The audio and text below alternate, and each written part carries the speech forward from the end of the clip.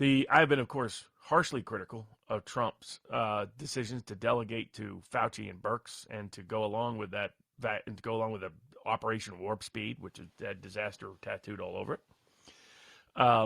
But in that same time frame, I'm seeing people remember DeSantis a little bit differently than he was, because I remembered it in lifetime. DeSantis didn't become a great fighter on these issues until late in the game.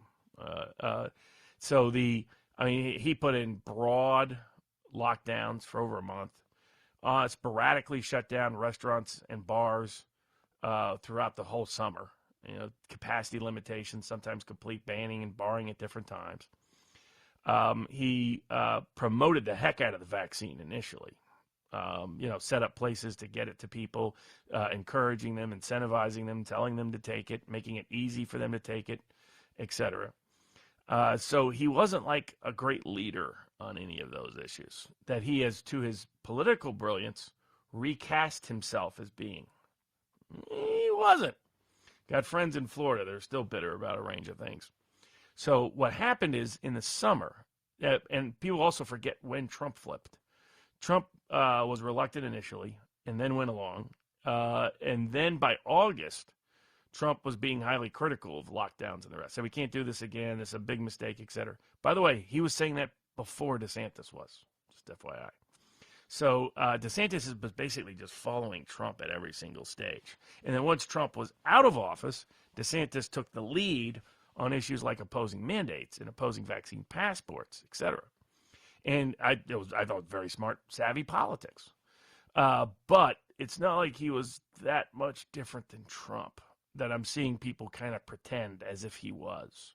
It's like, I get the credit. I was one of the lead critics of Trump on all the issues related to the lockdowns, COVID, vaccine, you name it.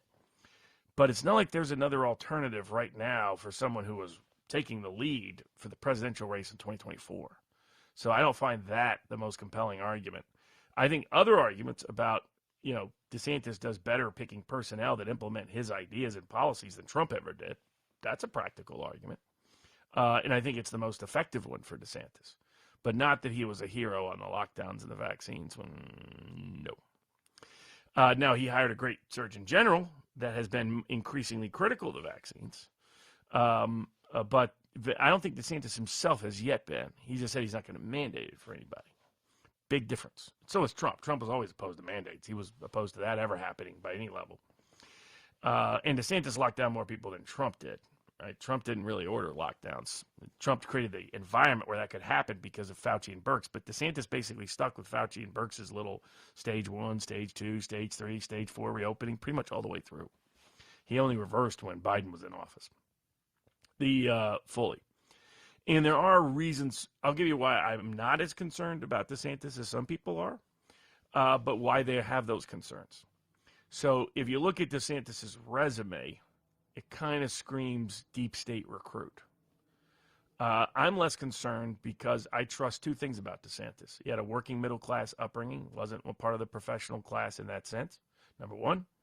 And number two, I think he's a very pragmatic individual.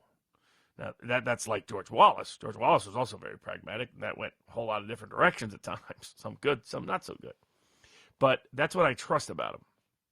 And I don't think he's in the – and there's no way they would be pushing him right now if they actually wanted him, because it hurts him for them to be pushing him. So that tells me that after he made that speech critical of the World Economic Forum and the Great Reset and all that, that deep state apparatus no longer had confidence in him, and he was so quiet about Ukraine relatively. So that's why I am not worried. I can tell you why other people are. It's because of that resume background. Yale undergrad, Harvard Law, goes in the Navy, set up at Guantanamo. You don't have to be a genius to know who was down there and what that was about. And then he legal counsel to the Navy SEALs in Fallujah. This suggests somebody high up within the deep state apparatus has been, in fact, recruiting him. I just don't think he has completely taken the bait. The others' concerns are he gets so much money from these Wall Street guys and hedge fund guys, et cetera. But again, if you understand him as a pragmatist, you understand I think I have great confidence in his capabilities over time. But not right now that he would be better than Trump.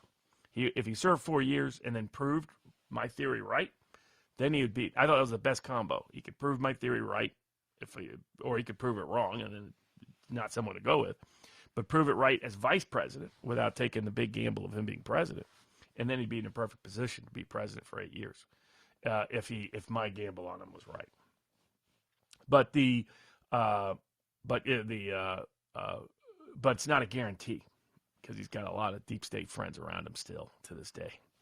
So I just think that he was a pragmatist. That's what made sense when he was in Congress. That's what that's what he does. He sticks with the pragmatism, which is also why he's not an idiot. He's not going to run a politically suicidal campaign against Donald John Trump. So if my theory about him is right, we'll see it already reflected and represented in that. But there are deep state people that have clearly recruited him for years. That life trajectory, not common. So just FYI on that.